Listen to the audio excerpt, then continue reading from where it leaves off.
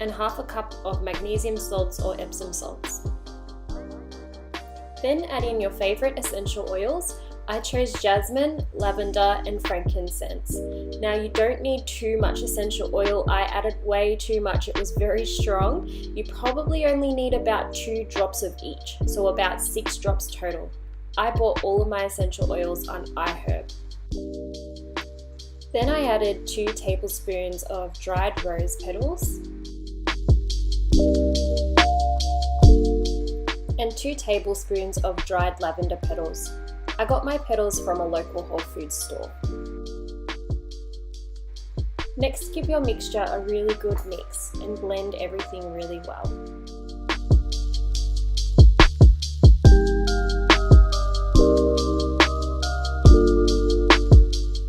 Take a clean jar and a funnel. Now try and put your mixture into the jar through the funnel. As you can see, it is a pretty fiddly and messy process, but just try your best. Any mess you make can just be cleaned up afterwards.